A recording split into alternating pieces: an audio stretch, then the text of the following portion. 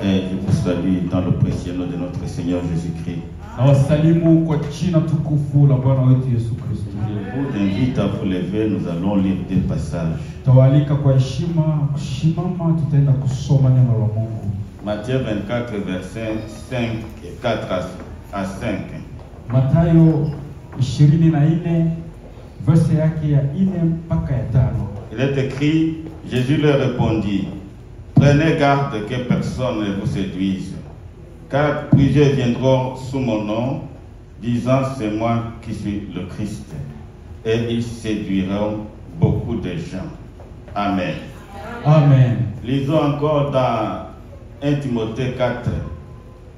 Tutasoma tena kwa Watimoteo ya kwanza verse sura yake ya 4. Le verset 1. Na verse ya kwanza.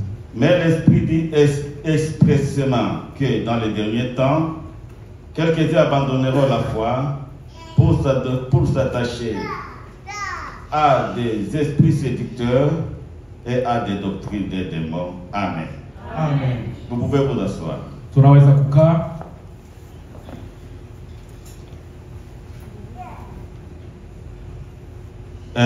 Comme je vous ai dit la semaine passée, kama vile alivyotuambia wiki iliyopita, la séduction est le fait de tromper ou de détourner quelqu'un de son chemin pour l'amener dans le chemin d'égarement.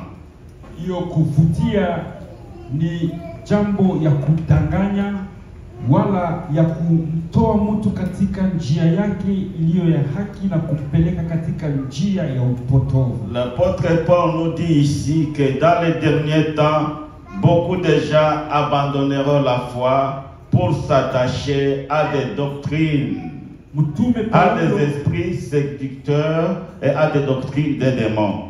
Mtume Paulo anatuambia kwa wakati wa mwisho wengi wataacha imani na watafuatilia wale roho wa udanganyifu.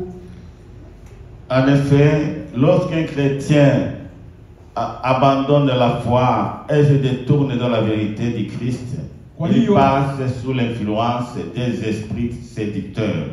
Kwa hiyo wakati Mkristo anaacha imani yake na kuenda kufuatilia hizo roho za udanganyifu.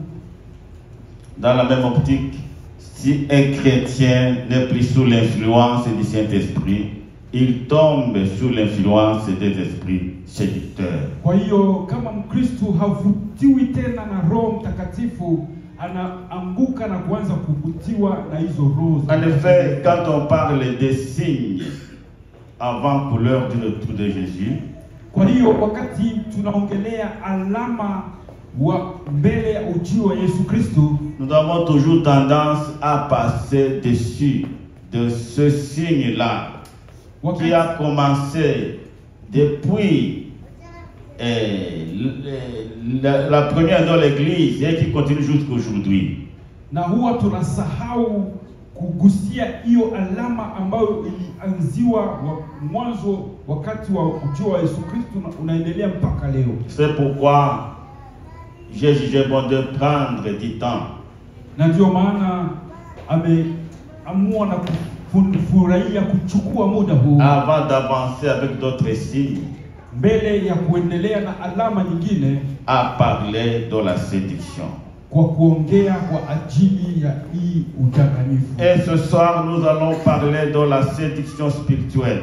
Na jioni ya leo tutaongea kuhusu udanganyifu wa kiroho. Nul n'ignore que nous vivons aujourd'hui les temps difficiles. Hakuna mtu anasahau ya kwamba leo tunaishi muda mgumu. De la séduction prophétisée dans les Saintes Écritures. Ni muda wa huyo udanganyifu ambao unatabiriwa katika neno la Mungu. La séduction doctrinale et spirituelle règne dans beaucoup d'églises aujourd'hui. Ni hiyo udanganyifu wa madini na wa kiroho ambao unatawala katika maisha ya Wakristo wengi leo. Je vais essayer de passer très rapidement sur quelques sortes de séductions que nous vivons aujourd'hui. ataenda pitia kwa haraka kwa hali fulani ya udanganyifu ambao tunaishi leo. La première, le premier courant de la séduction que j'ai détecté, c'est la voyance. Na mmoja wa huo udanganyifu ambayo amegusia ni hiyo kuonyeshwa. La voyance est la capacité de lire dans le passé et de prédire l'avenir. Na hiyo kuonyeshwa inagusia sana kusoma yale yaliyopita na kutangaza yatakayokuja. Elle vient d'un démon qu'on appelle Python. Inakuja kwa pepo ambayo anaitwa Python. Et Python, c'est le serpent. Na hiyo Python ni nyoka. Et le serpent est la préfiguration du diable. Na hiyo nyoka ni picha ya shetani. Le diable, le serpent ancien, n'a pas cessé de séduire les gens et de détruire leur vie. Mwovu ama huyo nyoka wa zamani hakuacha kuwadanganya watu na kuharibu maisha yao. Et c'est pourquoi l'apôtre de Dieu l'appelle le serpent ancien. Ndio maana neno la Mungu linamuita nyoka wa kale. Beaucoup de gens sont possédés par l'esprit de serpent. Watu wengi wanajazwa na hiyo pepo za nyoka. Même dans les églises, hata kanisani, beaucoup sont possédés par cet esprit. Wengi wameingiliwa na hiyo roho. Et ils viennent à l'église. Na wanakuja kanisani. Ils vont adorer ou bien ils vont adorer. Wanaenda kuabudu, mais à l'intérieur de leur vie, lakini kwa undani wa maisha yao, ils sont esclaves de cet esprit diabolique, l'esprit du serpent. Ni wafungwa wa huyo roho wa mapepo ama roho wa nyoka. Je vais vous donner un exemple. Ataenda kutupatia mfano. Acte 16. Matendo ya Mitume 16. Verset 16 à 18. Verset yake ya 16 mpaka. C'est un passage que nous connaissons. Ni somo ambayo tunafahamu vizuri. Je ne vais pas lire ce passage, peut-être vous allez lire ce passage à la maison. Hata isoma lakini anatuomba twende tuisome tena nyumbani. Ici l'apôtre Paul et ses collègues et ses compagnons étaient à Philippe. Hapa mtume Paulo na ndugu zake walikuwa huko Filipo. Et là, une servante possédée par un esprit de Python. Na hapo kulikuwa jakazi mmoja alikuwa anajazwa na hiyo roho ya nyoka. Elle suivait pendant plusieurs jours en disant. Alikuwa akiwafuata kwa siku nyingi akisema. Ces hommes sont les serviteurs du Dieu très haut. Hawa watu ni watumishi wa Mungu aliye hai. Il vous annonce la parole du salut. Anawatangazia neno ya wokovu. Alléluia. Amen. Y a-t-il rien de mal dans cette déclaration? Yani kuna maneno ya kuongelea kwa hiyo tangazo. Ces hommes sont des serviteurs du Dieu très haut. Hawa watu ni watumishi wa Mungu aliye hai. Et il vous annonce la parole du salut. Na wanawatangazia maneno ya wokovu. Aujourd'hui, si quelqu'un pouvait attendre une déclaration, kama leo kuna mtu ambaye anaweza kusikia neno hiyo, il va dire vraiment cette femme a un esprit prophétique. Atasema huyu mama ana roho ya unabii. Et on va commencer à dire prophétise, prophétise, prophétise. Na wataanza kumwambia tabiri, tabiri. Je crois que vous voyez de telles choses sur le YouTube. Nafikiri mnaona mambo kama na hayo kwenye mtandao wa YouTube. Prophétise. Watu wanatabiri. Mais l'apôtre Paul, lakini mtume qui était rempli de l'esprit de Dieu, ambaye alikuwa amejazwa na roho, il a détecté dès le commencement que cette servante n'avait pas l'esprit de Dieu. Aliona tangu mwanzo kwamba huyo mama hana roho ya Mungu. Mais il est allé très lentement. Lakini alienda naye pole. La Bible nous dit que elle criait devant eux et derrière eux pendant plusieurs jours. Neno la Bwana linasema alikuwa akilalamika nyuma yao kwa siku nyingi. Ici l'esprit satanique, hapa roho ya mashetani, de divination, yale ya kuona mambo, c'est avait pris logement et lit domicile dans la vie de cette servante. ilikamata makao katika maisha ya huyo mjakazi. Mais ici aussi, l'attitude de Paul peut nous servir de leçon. Lakini hapa hali ya Paulo inaweza kutupatia. Paul ne s'est pas précipité pour froisser cette jeune servante. Paulo hakukuwa haraka kwa kumzuia huyo dada mtumishi. Je ne sais pas s'il pensait avoir un temps pour essayer de parler avec elle afin de la délivrer. Hajua kwamba alikuwa anasubiri muda fulani wa kuzungumza nao mbele ya kumuombea wokovu. Quelquefois, nous devons aussi patienter avec les gens. Wakati mwingine tunapaswa kuwa na subira na watu. Mais ne patientons pas pendant longtemps avec Satan. Lakini tusiwe na subira wa mrefu. Parce que si nous laissons Satan agir pendant longtemps dans notre entourage, il va commettre des dégâts. Kwa sababu tukimwacha shetani akae wakati mrefu kwa ukuta wetu, atafanya mambo mabaya. Ici, ceux qui entouraient Paul pouvaient croire. Hapa watu ambao walikuwa wakimzunguka Paulo wangiamini. Ils pouvaient croire que la servante déclarait une révélation remarquable. Wangiamini ya kwamba huyo mjakazi alikuwa anatangaza ufunuo wa kweli. Mais non. Lakini hapa c'était une distraction. Ilikuwa ni kuwapotezea. Le démon qui logeait dans cette fille voulait distraire les serviteurs de Dieu. Huyo pepo ambaye alikuwa anakaa ndani ya huyo mama alitaka ampotezee muda mtumishi wa Mungu. Ce mauvais esprit, cet esprit de Python ne voulait pas attirer les gens à Dieu. Hiyo roho ya nyoka haikutaka awapeleke watu mbele za Mungu. Mais a semé la confusion. Lakini alileta mchanganyiko. Et a détourné l'attention des gens et des serviteurs de Dieu sur de leur objectif. Na akautoa umakini wa watu na mtumishi wa Mungu kwa lengo lake. Fatigué, akichoka, Paul ordonna à l'esprit impur de quitter la jeune fille au nom de Jésus-Christ. Na hapo Paulo akaamuru hiyo roho imtoke huyo dada katika jina la Yesu. Bien-aimés, nous avons une arme puissante. Wandugu, tuna silaha ya nguvu. Mais nous n'arrivons pas à évaluer la puissance qui est dans le nom de Jésus. Lakini hatufikie kuchunguza nguvu ambazo ziko ndani au ya jina nom la de Jésus-Christ. Katika jina la Yesu Kristo, Sors d'elle. toka ndani mwake. Quand nous parlons du nom de Jésus-Christ, Wakati tunaongelea jina la Yesu Kristo, nous devons avoir une conviction. Tunapaswa kuwa na uhakika. Pas seulement prononcer le nom de Jésus-Christ. Les démons aussi prononcent le nom de Jésus-Christ, non? Tusiseme tu jina la Yesu kwa sababu hata mapepo zinasema Il faut d'abord que ce nom de Jésus-Christ puisse nous avoir transformés. Inabidi kwanza hiyo neno jina la Yesu Kristo ipate kutubadilisha. Il faudrait que ce nom de Jésus-Christ sorte d'une source qui est pure.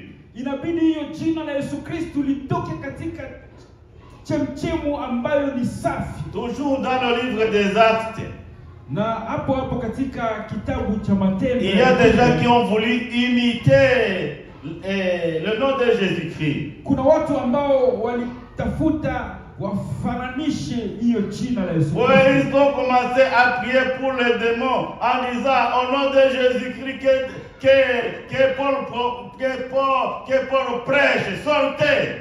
Na wakaanza kusema katika jina la Yesu Kristo ambaye Paulo anahubiri, mtoke. Alors les esprits leur ont dit, na hapo hizo roho zikawaambia, nous connaissons Paul. Tunamjua Paulo. Et nous vous connaissons. Na nyinyi tunawajua. En même temps, les esprits se sont détournés contre eux. Na hapo hizo roho zikawageukia wao. Et ils les ont tabassés. Na zikawapiga. Bien-aimés dans le Seigneur, wadugu katika Kristo, nous vivons dans un monde plein de problèmes et de destructions de toutes sortes. Tunaishi katika dunia ambayo inajaa shida za hali yote. Nous devons être prêts Tunahitajika kuwa tayari à affronter kwa kupigana ces esprits séducteurs. na hizo roho za udanganyifu. Nous n'allons pas voir les esprits séducteurs avec nos yeux physiques. Hatutaona hizo roho za udanganyifu na macho yetu ya mwili. Mais quiconque est rempli du Saint-Esprit de Dieu, Lakini kila yule ambaye amejazwa na Roho Mtakatifu wa qui a Mungu, un esprit de discernement, ambaye ana roho ya ufafanuzi, va détecter.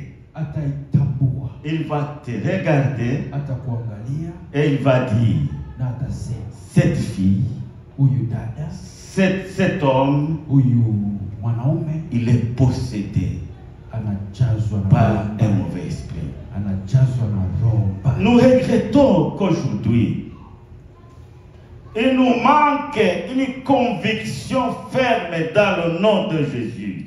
Tunashangaa kwa sababu leo tunakosa hiyo kujitolea Parce kweli que katika jina la Yesu Kristo. toute la puissance de Dieu se réalise à travers le nom de Jésus. Kwa sababu nguvu zote za Mungu zinafanyikwa kupitia jina la Yesu Kristo. Dans les livres d'Apocalypse, il y a un verset qui dit, Katika nyimbo za wokovu kuna neno inasema, lichukue jina hilo prends ce nom là, lenye nguvu ya kushinda, le nom qui a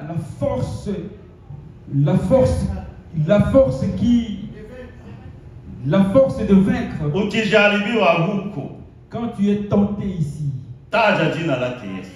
dis le nom de Jésus. Le nom de Jésus-Christ. Jina la Yesu Kristo. Le nom de Jésus-Christ. Jina la Yesu Kristo. Ça devrait être notre bâton de pèlerin. Ilipaswa kuwa fimbo yetu ya Devant des problèmes et des difficultés, mbele ya shida na matatizo. il faut en même temps frapper fort et dire au nom de Jésus-Christ. Tunahitajika kupiga na nguvu ukisema jina la Yesu Kristo. Paul et Jean à la temple la belle, Paulo na Yohane katika hiyo hekalu, devant un film qui venait de passer plus de 40 ans en train de mendier devant le temple. mbele ya huyo mlemavu ambaye alishafanya kama miaka zaidi ya 40 Pierre kilomba hapo. et Jean ont dit à le film, à ce boiteux, Na Paulo na Yohane wakamwambia huyo mlemavu, nous n'avons ni l'argent ni l'or, hatuna hata pesa hata dhahabu, mais ce que nous avons, lakini yale tunayo nous allons te le donner.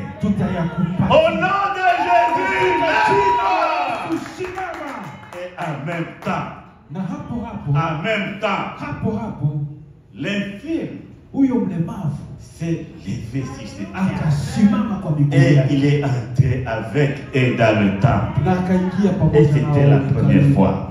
na ilikuwa ya kwanza. Ici, ça m'a encore édifié. Na hapo ilimweka tena nguvu, La puissance qui est dans le nom de Jésus. nguvu ambazo zinakaa ndani ya jina la Yesu. Alors, ils ont délivré la fille. Na hapo wakamuokoa huyo dada. Bien-aimés dans le Seigneur, Wandugu katika Kristo, faisons attention. tuwe na umakini. Tout ce qui brille n'est pas de l'or. Kila ambayo inang'aa sio dhahabu. Toute parole, même biblique, Kila neno hata ya neno la Mungu n'est pas vraiment, n'a pas vraiment cette puissance. hayana yale nguvu. Ça dépend de qui, ou bien de quelle personne qui invoque, qui parle, qui prononce cette parole. Inahusiana na mtu ambaye anataja jina hilo. Demandons à Dieu de nous donner le discernement des esprits. Tumwombe Mungu atupatie roho ya ufafanuzi. Aussi, sachons que la voyance est différente du don du Saint-Esprit qu'on appelle la parole de connaissance, qui est un don du Saint-Esprit. Na pia tujue ya kwamba hiyo kuona ni tofauti na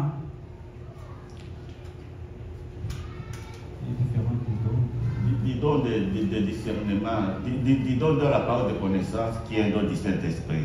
yani hiyo karama ya kuona iko tofauti na karama ya ya utambuzi ambayo ni karama ya Roho Mtakatifu, kipaji ya Roho Mtakatifu. Deuxième courant de séduction spirituelle. Ya pili ya udanganyifu wa kiroho, Le médiumisme. Médium, ufumu, yani ufumu.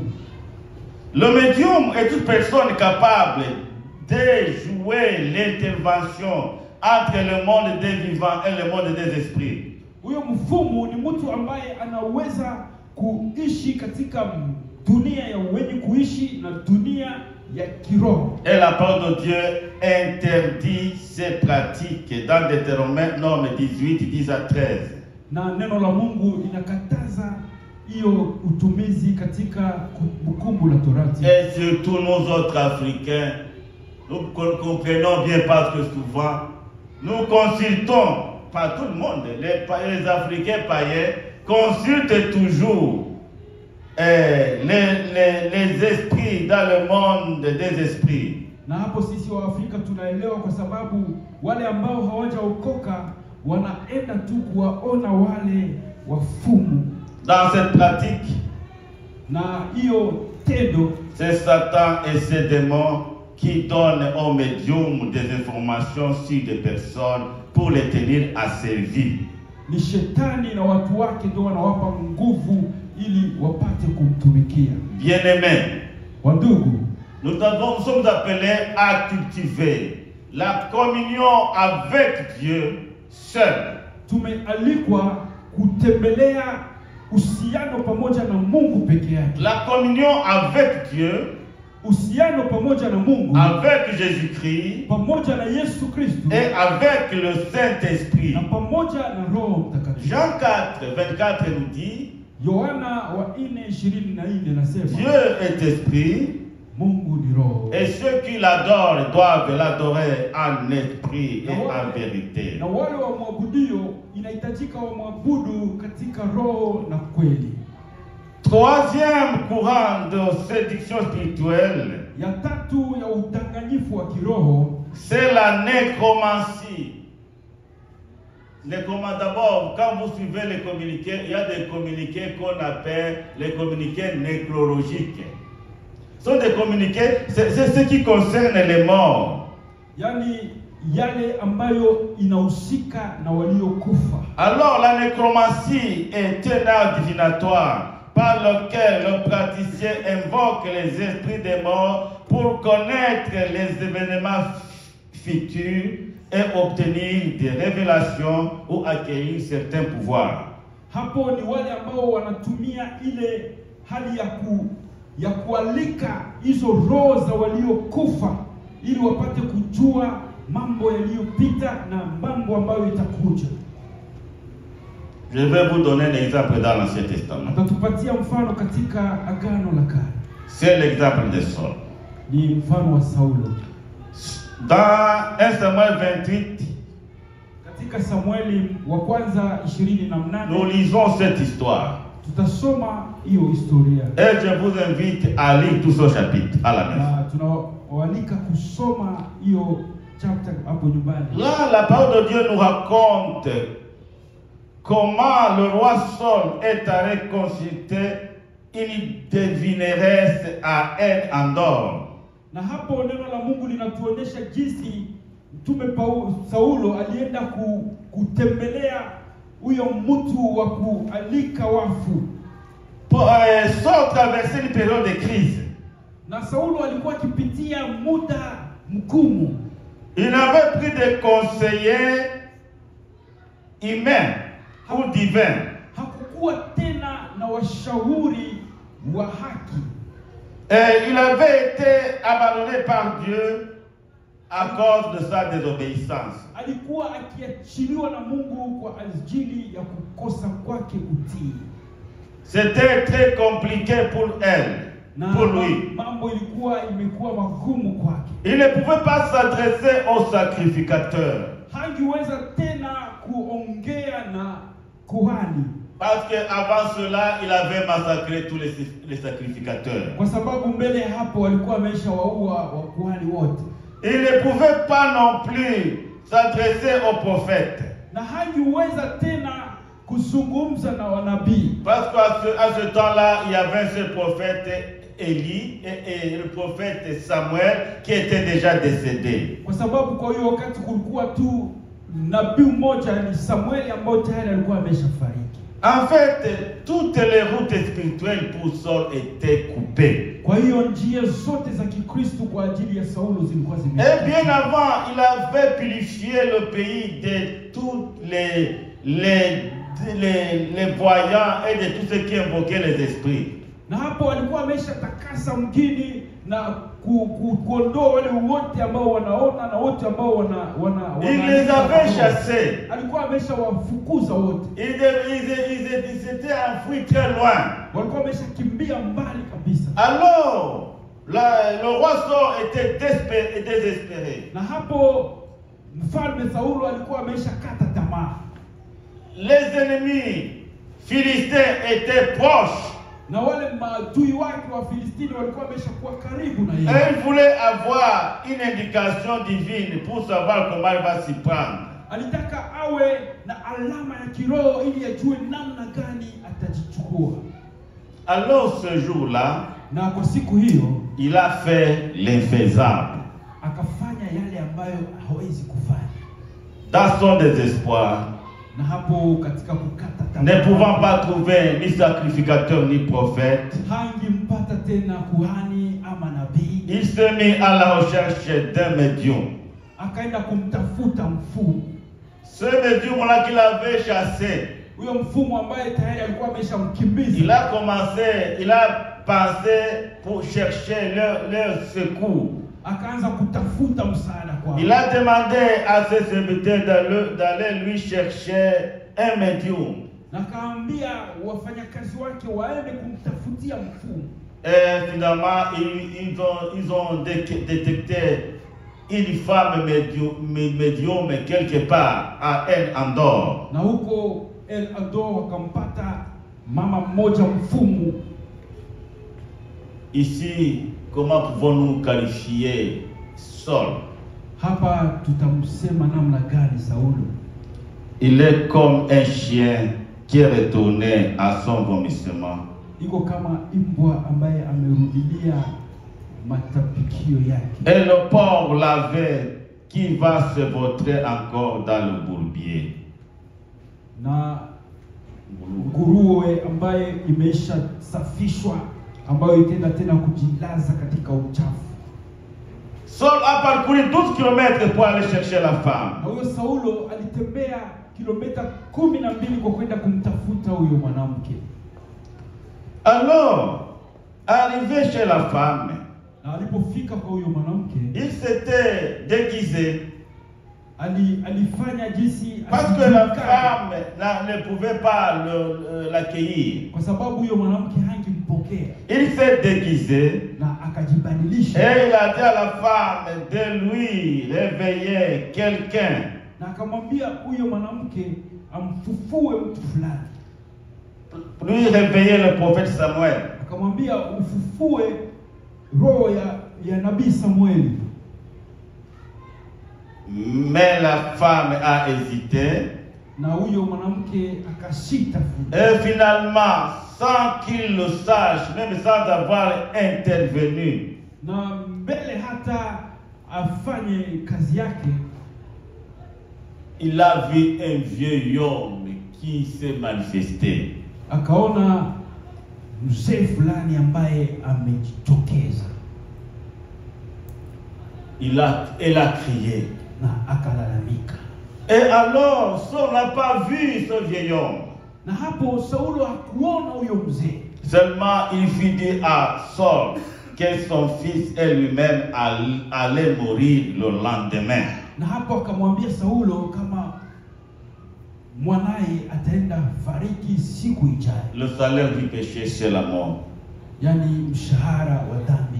Mais le don de Dieu, c'est la vie éternelle en Jésus-Christ. Kipaji cha Mungu ni maisha ya milele katika Yesu Kristo. De même aujourd'hui, Na ni hivyo hivyo kwa siku beaucoup de prédicateurs dans certaines églises ont recours à la nécromancie.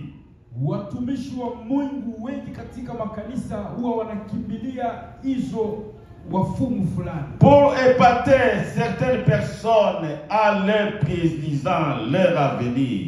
Paulo alikuwa akiwashangaza watu fulani alipokuwa akiwaambia maisha yao itakayokuja. Je crois que vous avez l'habitude de voir ça sur des vidéos. Nafikiri mna tabia kuona yale katika video fulani. Je ne vais pas citer les gens. Hapo hatutataja watu.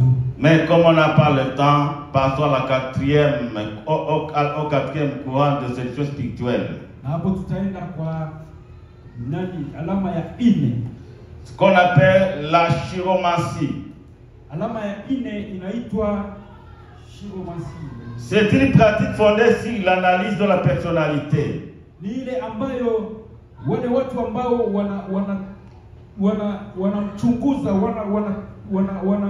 wanatambua mtu fulani. Et du cheminement de la vie à travers l'étude et des lignes de la main.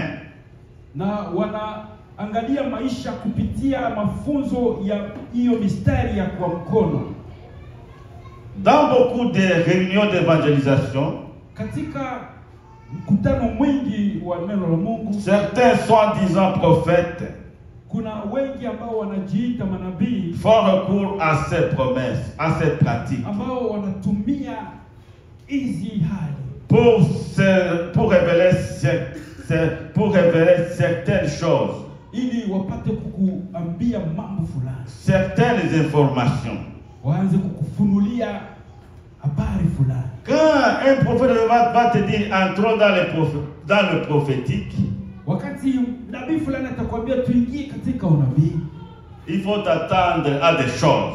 Inabidi usubiri mambo. Par exemple, certains vont jusqu'à donner le numéro de téléphone. Na kwa mfano wengine watafikia mpaka kukupatia namba ya simu. Quel rapport y a-t-il entre l'évangélisation et la proclamation de la parole de Dieu avec le numéro de téléphone de quelqu'un?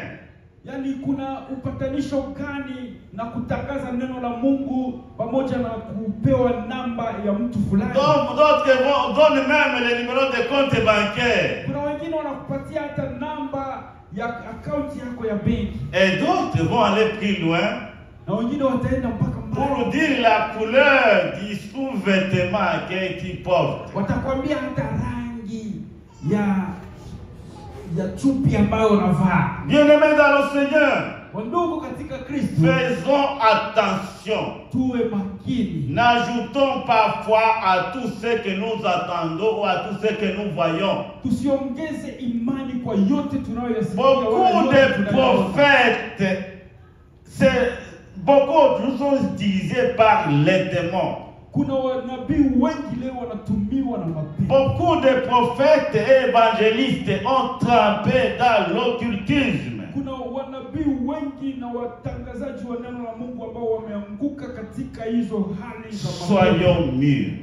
Tuwe wa kukoma. Étudions la parole de Dieu. Tujifunze neno la Mungu. Possédons la parole de Dieu. Tuchukue neno la Mungu. Parce que si nous possédons la parole de Dieu en nous, kwa sababu tukichukua ndani mwetu neno la Mungu, nous n'allons pas tomber dans les travers de ces prophètes, hatutaanguka katika njia de ces évangélistes-là déboussolés, kwa njia za wale watangazaji wa neno la Mungu qui travaillent pour leur ventre ambao wanatumika kwa ajili ya tumbo zao, au lieu de travailler pour le salut des âmes. bahali ya kutumika kwa ajili ya wokovu. Il y a beaucoup de choses que je ne peux pas dire ici. Kuna mambo mengi ambayo hawezi kuongea mahali hapa. Mais beaucoup de serviteurs qui se prennent pour les serviteurs de Dieu sont des ouvriers du mal, des ouvriers de Satan. Lakini wengi ambao wanajichukua kama watumishi wa Mungu ni watumishi wa mabaya ama watumishi wa shetani. Et ça c'est très capital. Na hiyo ni ya muhimu sana. Cette pratique est abominable aux yeux de Dieu. Hiyo mambo ni mabaya sana mbele ya macho ya Mungu. Ouvrons nos yeux. Tufungue macho yetu. Car la séduction spirituel est courant kwa sababu udanganyifu wa kiroho uko mahali hapa dans nos églises. katika makanisa. Le diable a pénétré dans les églises Shetani ameingia katika et makanisa il est en train d'agir. na iko anatenda kazi. Et souvent, quand nous entendons qu'il y a quelqu'un qui fait des miracles, qui prédit, nous tous nous courons là-bas. Na wakati mwingine tunaposikia kwamba kuna mtu ambaye anafanya maajabu, ambaye anatabiri, huwa tunataka kwenda sote huko. Et quand nous arrivons là, c'est ton numéro de téléphone. Na wakati tunafika pale ni namba yako ya simu. Quand nous arrivons là, c'est ton compte bancaire. Wakati tunafika hapo ni akaunti yako ya benki. Et la couleur de ton sous-vêtement, Na rangi ya chumvi. ça c'est diabolique. Hiyo ni ya Vous savez beaucoup de choses de plus que moi. Unajua mengi kumzidi mchungaji. Demandons toujours à Dieu de nous donner un don de discernement. Tumwambie tu Mungu atupatie hiyo kipaji cha utambuzi. Cinquième courant dans la séduction spirituelle. Na njia ya tatu ya hiyo udanganyifu wa kiroho, La sorcellerie. ni uchawi. La sorcellerie. Uchawi. Aujourd'hui, la sorcellerie se pratique même dans les églises. Kwa leo uchawi unafanyika hata makanisani. En Afrique, quand nous étions au Togo, Hapo Afrika wakati walikuwa hapo Togo, un pasteur congolais kuna mtumishi mmoja mkongomani était venu nous voir au Togo. ambaye alikuja kuwaona hapo. Et il nous disait, là chez nous c'est grave.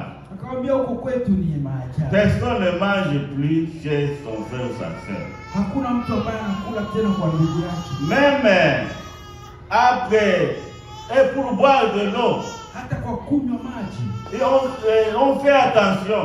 Tunafanya umakini. C'est courant partout.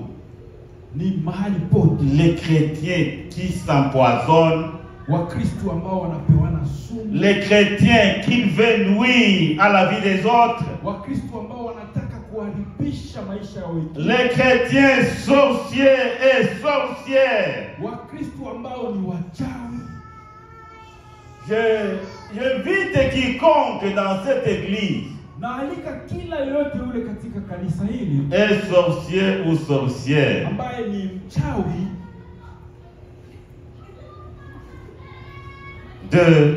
de faire quoi? kufanya nini? D'abandonner et de se repentir. Kuacha na kumrudilia Mungu. Il y a ceux qui marchent avec des démons. Kuna yule ambaye anatembea pamoja na mapepo. Tu le racontes, il te lance une flèche. Unakutana na nani anakusukumia Je ne mshale. sais pas si vous avez expérimenté Sio ça. kama mmeshaishi. Et là, tu vas te demander, d'où vient cette flèche alors que celui-ci ou celui-ci est un chrétien? Unajiuliza hii mshale natoka wapi japokuwa au ndugu yangu ni Mkristo. Oh, les chrétiens se lancent des flèches. Hata Wakristo wanatupiana na mikuki. Mais nous avons le nom de Jésus. Lakini tuna neno. Nous avons le nom de Jésus. Tuna jina la Il Yesu. est notre bouclier et notre forteresse. Yeye ni kinga letu. Que celui qui pratique la sorcellerie abandonne. Kila yule ambaye anatumia uchawi aache. Peut-être du pasteur, tu m'as vu où? Utatuuliza pastor, umeniona wapi? Tu m'as vu où? Umeniona wapi? Moi, je ne t'ai pas vu, mais Dieu te voit. Mimi sijaona. Dieu te voit. Mungu Dieu anaona. te voit. Mungu Et anaona. ta sorcellerie va te tuer. Na hiyo uchawi Il y utakuua. a aussi l'esprit de sorcellerie. Kuna pia mshahara wa uchawi. Non, esprit de sorcellerie. Roho ya uchawi. C'est un esprit qui pousse les gens à nuire aux autres, à les inoculer des maladies incurables. Ni roho ambayo inatuma kuingia kwa wengine, kuwasukumia magonjwa na kuharibu maisha yao. Bien-aimé, moi j'ai une expérience. Wadugu, yeye ameshawahi kuona mengi. Quelqu'un nous a inoculé, moi et mon épouse, une maladie. Kuna mtu ambaye amewasukumia yeye na mke wake magonjwa. Il nous a donné la nourriture. Aliwapatia tu chakula. Nous avons mangé. Wakakula. Et puis nous avons cru que nous mangeons une nourriture saine. Na hapo wakafikiria wanakula chakula nzuri. Mais à partir quand nous avons quitté la table, lakini walipotoka mezani, nous avons commencé à nous sentir mal. wakaanza kujisikia vibaya. La tension. Yani Tu pressure. sais ce qui nous a inoculé? Na unajua nini alitutia La nini? tension et le diabète. Aliwasukumia pressure na hiyo ugonjwa wa sukari. Vraiment, Dieu est grand. Kwa kweli Mungu ni mkubwa. Si Dieu n'était pas grand, aujourd'hui nous n'existerions plus. Kama Mungu angekuwa mkubwa leo alikuwa hawako kabisa. Je voudrais vous dire pour dire que les gens sont devenus des diables. Alitaka kuambia kama watu wameshabadilika kuwa Les gens travaillent comme des démons. watu wanatumika kama vile mapepo. Tu vas voir quelqu'un qui n'a rien fait, il va chercher à t'ôter la vie. Utaona mtu ambaye hakumtendea kitu hata chochote, yeye atatafuta akutoe mauti. Mais malgré cela, il y a plus de 10 ans, Na 15 ans, kuachana na hiyo kuna que je sers mon Seigneur. ambaye anamtumikia Mungu. Et nous servons notre Seigneur. Na wanamtumikia Mungu. Un autre jour, Siku ingine moi et mon épouse étions allés visiter quelqu'un. yeye na mke wake walienda kumtembelea mtu fulani. Or, nous ne savions pas que quand nous leur avions dit que nous allons arriver, Hawakujua ya kwamba wakati walimwambia kwamba tutakuja, ils ont déjà préparé la sorcellerie. walikuwa tayari wameshatayarisha. Alors, moi, en coup de tout, je disais, madame, Na njiani akamwambia mke wake, quand nous arrivons là-bas, wakati tutafika hapo ne mangeons rien. tusikule chochote. Bon, alors, cela est resté seulement en moi. Na ile ilibaki tu ndani mwake. Je n'ai pas le temps de lui dire ça. Hakupata muda wa kumwambia. Arrivé là, on nous a présenté des boissons. Kufika hapo wakawapatia kinywaji. Moi, j'ai dit non, moi je ne prends rien. Yeye akasema hapana, mimi sichukui. Alors, madame a prié, elle a prié, elle a bu. Na mama yeye akachukua akaomba Mungu akanywa. Elle a bu quoi? Le poison. Na kanywa nini? Sumu. Quand nous étions sortis, elle ne pouvait même pas entrer dans la voiture. Na wakati walitoka hangeweza tena kutembea. Elle était déjà anéantie. Alikuwa ameshavunjika Oui, kabisa. et elle est entrée dans la voiture, elle a connu nous arriver à la maison. Na akaingia wakarudi nyumbani. Mais celui-là qui nous a donné le poison, c'est quelqu'un que tu ne peux pas soupçonner. Lakini yule ambaye aliwapatia sumu ni mtu ambaye hauwezi. Mais Dieu est grand. Lakini Mungu ni mkubwa. Il a touché sa servante. Aligusa mchakazi wa Mungu. Maintenant, il y a de cela 5 ans. Na hapo kunapita miaka 5. Elle est en bonne santé. Iko poa tu. Leur sorcellerie n'a rien fait. Na hiyo uchawi haukufanya chochote. Mon père avait l'habitude de nous dire ceci. Na babake alikuwa na tabia ya kumwambia hivi. Lorsque tu nais, Wakati unazaliwa, les sorciers commencent à t'ensorceler. wachawi wanaanza kukuchawisha. Ils vont t'ensorceler jusqu'à la fin de ta vie et ne parviendront pas à te tuer. Watakuroga mpaka mwisho wa maisha yako, lakini mwisho hawatafikia kukuua. Là où il y a la sorcellerie, il n'y a pas d'amour. Mahali kuna uchawi hakuna upendo. Bien-aimés, aimons-nous les uns les autres dans la vérité. Wandugu, tupendane wamoja kwa wengine. Et ne touchez pas à ces choses-là. Na tusiguse yale mambo. Même si c'est ta grand-mère ou ta tante qui t'a donné ça, hata kama ni mama yako, tate yako ama shangazi ndio amekupa yale mambo, va jeter dans la toilette. tupa mbali huko. Oh, que Dieu nous aide. Mungu atusaidie. Vous allez me dire, pasteur, toi là aujourd'hui, tu crois que nous sommes des sorciers? Non, je n'ai rien dit. Tuliza pasta hapo, unafikiri tuko wapi? Moi, je n'ai rien dit. Anasema sijasema kitu. Je suis en train seulement d'enseigner la parole de Dieu. Niko tu anafundisha neno la Mungu. Mais je ne peux pas avoir peur de dire si tu es là avec cette pratique, il faut abandonner et te repentir au nom de Hawezi Jésus. kuogopa kusema kama uko hapo na unatumia mambo yale, kuyaacha na umrudie Mungu. Sixième courant de séduction spirituelle, c'est ce qu'on appelle le magnétisme. Na njia ya sita ya hiyo udanganyifu wa kiroho inaitwa hiyo Magnétisme. changanyisha yeye. Et le magnétisme est présenté comme une énergie propre à chaque personne. Na hiyo inaonekana kama vile hali ya upekee kwa kila mtu, qui permet de guérir au moyen des fluides, ambayo inapitia kuponya kwa kupitia tu matunda, mis en œuvre par l'imposition des mains. wala kwa utendaji akikuwekea mkono. Je voudrais vous dire ceci. Alitaka kutuambia Dieu nous a dotés de capacités. Mungu ametupatia nguvu. En nous, il y a l'énergie. Ndani mwetu kuna hiyo inaitwa energy, yani nguvu. Dans ta main, katika mkono wako il y a de l'énergie. kuna nguvu. Dans ta main, il peut y avoir une énergie positive. Katika mkono wako kunaweza kuwa nguvu nzuri qui fait du bien, ambayo inafanya mazuri, et une énergie négative qui fait du mal. na nguvu mbaya ambayo inafanya mabaya. Alléluia. Amen.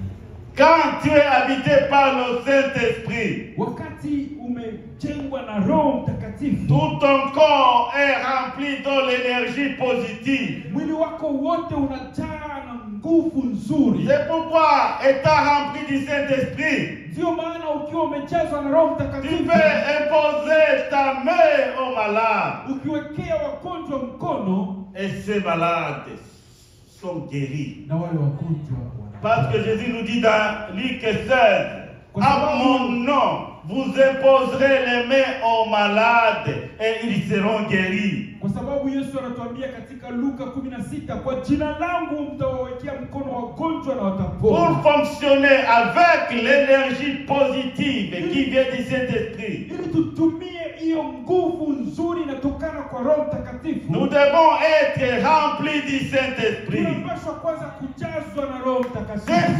C'est aux gens qui sont remplis du Saint-Esprit que Jésus a adressé cette parole. Allez imposer vos mains aux malades. Ni watu ambao wamejazwa na Roho Mtakatifu ndio Yesu Kristo ametuma akawaambia mwende na muweke mkono wenu kwa Un wagonjwa. homme de Dieu, une servante de Dieu remplie du Saint-Esprit. Mtumishi ama mjakazi wa Mungu ambaye amejazwa na Roho Mtakatifu, Il a de l'énergie positive dans sa paume de la main. ana nguvu nzuri katika mkono wake. Et si tu poses sa main, Na akikuwekea mkono wake, tu vas bénéficier de la guérison. na wewe utapata uponyaji. Il y a d'autres qui ont de l'énergie négative. Kuna wengine wana nguvu mbaya. Quand il va faire seulement comme ça, Akifanya tu hivyo, tout le monde va tomber. kila mtu ataanguka huko. Tout le monde va tomber. Kila mtu ataanguka. Parce qu'en lui, c'est l'énergie Kwa négative. sababu ndani mwake ni nguvu mbaya. Parce qu'il est possédé par des esprits méchants, des esprits diaboliques. Imejazwa na roho mbaya, roho za Oui, il est en train de prêcher. wapo iko natangaza neno, Mais il prêche ce qu'il ne vit pas. lakini anatangaza yale Il ambayo va utiliser le nom de Jésus. atatumia jina la Yesu. Quand il va seulement faire comme Na ça, hapo tu akifanya hivyo, tout le monde va tomber. watu wote Et les gens vont se tomber en disant, c'est la délivrance. na hapo Quelle watu délivrance? wanasema oh, ni uponyaji. Quelle délivrance? Uponyaji. Est-ce que Jésus avait jamais un jour fait cela? Yesu Kristo alifanya hiyo. Je crois que vous lisez les évangiles comme moi. Nafikiri mnasoma neno la Mungu kama Est-ce vile que Jésus a déjà fait comme ça? Yesu amefanya yale. Non, pas du tout. Hayafanya. Les apôtres ont-ils fait cela? Na wamitume pia wamefanya yale. Pas du tout. Hapana, hawajafanya. Mais ils ont guéri Lakini walipona par la puissance du Saint-Esprit. kupitia nguvu za Roho Mtakatifu. Que les philosophes appellent l'énergie positive. Ndio wale watu wa neno ambao wanaita nguvu nzuri. Ici, je m'en vais vous dire que nous avons Na hapo nilitaka kuambia kwamba tunazo cette énergie à notre disposition. tunazo hizo nguvu. Parce que Jésus, dit à ses disciples en acte 8, vous recevrez une puissance. Kwa sababu katika Matendo ya Mitume 8 Yesu anasema Le Saint-Esprit surviendra sur vous Roho Mtakatifu atakuja et vous kwenu, serez mes témoins à Jérusalem, dans la Samarie, dans la Judée et jusqu'aux extrémités de la terre. na mtakuwa mashahidi zangu kwa Yerusalemu na kwa Yudea na kwa Samaria Une puissance. na dunia nzima. Une puissance, Nguvu c'est ce qu'on appelle dynamisme. ndiyo ambayo inaitwa Dynamis. Dynamis. D'où vient le mot dynamite? Na ndipo hapo kunatoka hiyo neno dynamite. Et cette puissance, cette énergie est là pour nous aider à dynamiter les forteresses du diable. Hiyo nguvu iko pale kutusaidia kuvunja nguvu za shetani. Nous avons de l'énergie. Tuna nguvu. Mais moi je dis que nous avons de la puissance. Hapo nasema kwamba tuna la puissance de Dieu. Uwezo wa Mungu. La puissance du Saint-Esprit agit en nous. Uwezo wa Roho Mtakatifu unatenda ndani mwetu. Ça coule, ça nous inonde partout. Inatujaa mahali pote. Et même les paroles que nous prononçons hata maneno tunayotoa sont accompagnées deux fois par cette puissance. Inasindikizwa wakati mwingine na nguvu hizo. Oui, le temps nous bouscule. Muda umesonga. Septième forme de séduction spirituelle. Na njia ya saba ya hiyo udanganyifu wa kiroho. C'est la franc-maçonnerie. Ni hiyo franc-maçonnerie. Souvent on dit freemason. Wakati mwingine tunasema freemason. Vous voyez la franc-maçonnerie. Yani franc-maçonnerie. C'est un secte ou initiatique. Ni zehebu fulani qui quand tu n'as pas encore pénétré ça, wakati haujaingia ndani, tu crois que c'est quelque chose pour aider le monde à bien s'épanouir. Unafikiria kwamba ni kitu fulani ya kusaidia dunia ili ipate kuendelea. Mais cet ordre initiatique est ici et vient du diable. Lakini hiyo oda inatoka kwa shetani. Et beaucoup de prédicateurs na watumishi wengi ont fait des pactes avec Satan. Wahubiri wengi wamefanya maagano na shetani à travers la franc-maçonnerie. kupitia yale mafranc-maçonnerie. Satan qui a donné la puissance de distraire les foules. Hiyo shetani anawapatia nguvu ya kuwachanganyisha distraire les foules avec les miracles sans leur prêcher l'évangile de la croix de Christ. Unapovusha watu kupitia miujiza bila kuwatangazia habari ya neno la Mungu. Bien-aimés, faisons attention. Wadugu, tuwe makini. Il y a aussi l'autre courant de séduction spirituelle. Kuna pia ingine njia ya udanganyifu wa kiroho. La rose croix. La rose croix est une science occulte. Hiyo rose croix ni njia ya hizo zehebu qui implique une série d'initiations ambayo inatumia mambo ya kujitoa. Certains prédicateurs se ressourcent dans la rose croix. Na wahubiri wengi wanatembelea hizo njia za waroho. Et utilisent leurs préceptes dans leur prédication. Na wao wanatumia hizo neno zao katika mahubiri yao. Bien-aimés, wandugu, il y a plusieurs sortes de séduction. Kuna njia nyingi za udanganyifu. La séduction spirituelle. Udanganyifu wa kiroho. Premièrement, je vous ai dit qu'il y a ya kwanza niliwaambia kwamba kuko la voyance, hiyo kuonyeshwa. Deuxièmement, il y a ya pili kuna nini? Médiumisme. Kuna wale warozi. Troisièmement, il y a la nécromancie. Kuna yale njia za kufufua watu. Quatrièmement, il y a la chiromancie. Kuna yale chiromancie. Cinquièmement, il y a la sorcellerie. Sixièmement, il y a le magnétisme qui utilise l'énergie qui loge dans la paume de la main. Et il faut comprendre que nous autres enfants de Dieu remplis du Saint-Esprit, dans notre paume, il y a de l'énergie positive pour guérir et pour faire du bien. Na tunahitajika kujua sisi wana wa Mungu ambao tumejazwa na Roho Mtakatifu ya kwamba katika mikono yetu mna nguvu za kuponya na kufanya. Mais pour d'autres qui ne connaissent pas, qui ne sont pas remplis du Saint-Esprit, ils disposent dans leur corps et dans leur premier domaine, dans la main, dans l'énergie négative pour faire du mal, pour tuer et pour nuire. Na wale ambao hawajabatizwa katika Roho Mtakatifu ndani mkononi mwao wana nguvu mbaya ya kufanya mabaya. Septièmement et huitièmement, nous avons parlé de la franc-maçonnerie que je n'ai pas vraiment approfondi. Na hiyo hakuingia kabisa ndani yao. Mais je dis que beaucoup de prédicateurs ont fait déjà des pactes de Satan qui leur a donné la puissance. De distraire les foules avec les miracles sans prêcher l'évangile de la croix du Christ.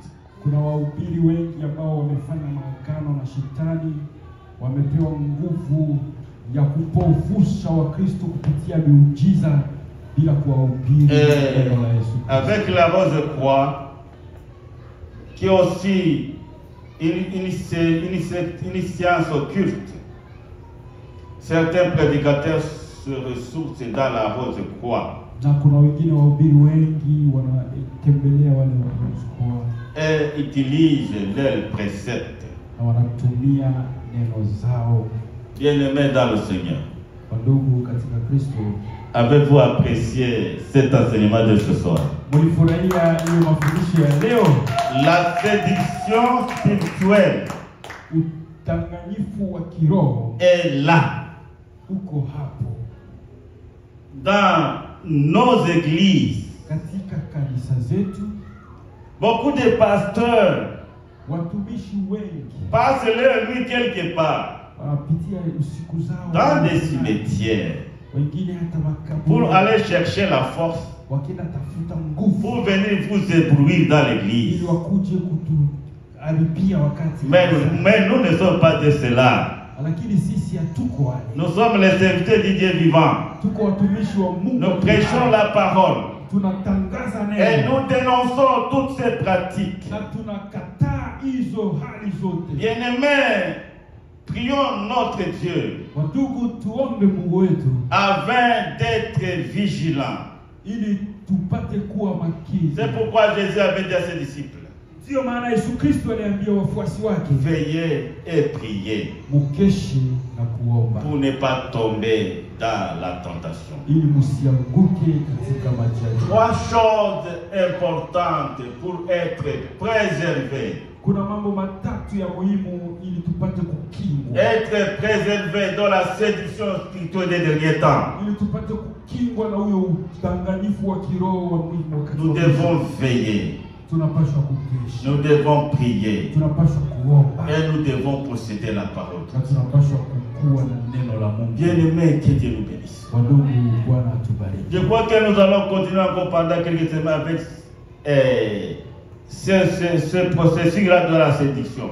Anafikiria kwamba tutaendelea kwa wakati wa wiki fulani na mafundisho haya ya alama za udanganyifu. Ce n'est qu'après que nous allons alors continuer avec d'autres signes. Ni hapo baadaye tutaendelea na alama zingine. Ça c'est le premier signe. Hiyo ni alama ya kwanza. Du retour du Christ. Ya ujio. Et Jésus a dit, na Yesu alisema, faites attention. Fanyeni angalisho. Que personne ne vous séduise. Kusiwe yule ambaye atawataka. Que personne ne te séduit. Kusiwe yule ambaye atakudanganya. Fixe tes regards sur Jésus. Uweke macho yako kwa Mungu, kwa Yesu Kristo. Et Jésus sera toujours avec toi. Na Yesu Kristo atakuwa. Ressource-toi dans la parole de Dieu. Utafute kujijenga na neno la Mungu. Investis-toi dans la prière. Ujijenge katika maombi. Dieu va t'accorder des révélations. Na Mungu atakupatia. Dieu va te montrer là où tu vas poser le pied. Mungu atakuonesha mahali utaweka mguu. Dieu va te parler à travers ta parole. Mungu atakutumia kupitia neno. Il y a des gens qui veulent toujours entendre des prophéties. Kuna watu wengine wanapenda tu wasikie utabiri. Faites attention. Fanyeni angalisho. Nous avons une prophétie ici.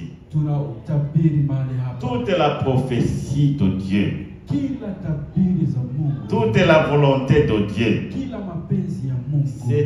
Se trouve dans ce livre. Yako katika kitabu. Et c'est ce livre qui va nous aider à bien détecter et différencier le vrai du faux. na hiyo ndio itatusaidia kutofautisha mabaya kwa mazuri. Que Dieu nous bénisse. Bwana atubariki.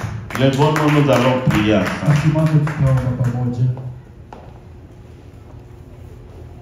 Éternel Dieu Tout-Puissant, nous te disons merci pour cet enseignement. Oui, c'était un enseignement un peu difficile, mais c'était un enseignement actuel, parce que toi-même tu l'as reconnu. Et l'apôtre Paul l'a reconnu lorsqu'il a écrit à Timothée en lui disant, sache que l'Esprit dit expressément que dans les derniers jours, dans les derniers temps, il y aura des temps difficiles, car beaucoup de gens abandonneront la foi pour s'attacher à des esprits séducteurs et à des doctrines des démons. Oh Seigneur Jésus, nous te demandons de nous aider. Nous te demandons que la puissance du Saint-Esprit que tu nous as déjà donné, qui est en nous, puisse agir. Tu avais dit que, car cet esprit c'est là, il va nous conduire dans toute la vérité. Nous voulons marcher dans ta vérité, Seigneur. Nous voulons fixer nos yeux sur toi. Nous voulons t'écouter toi-même. Nous voulons recevoir tes directives.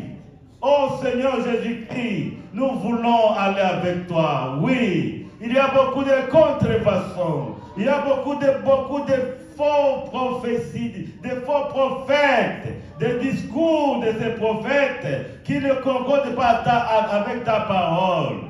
Accorde-nous le don de discernement, le discernement des esprits. Nous en avons tellement besoin, afin que nous puissions discerner ce qui est de toi et ce qui est du malin.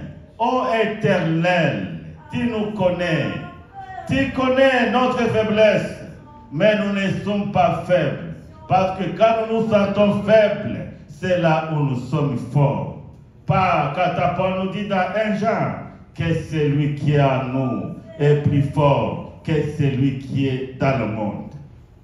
À ce moment précis, nous nous rêvons contre ces esprits séducteurs, là où ils ont commencé à s'infiltrer à travers nos pensées, à travers nos entendements, ces esprits séducteurs qui ont commencé à ériger des trônes dans nos vies, dans nos intelligences, au nom de Jésus. Ces esprits, nous les détrônons, ces esprits, nous les brûlons, au nom puissant de Jésus.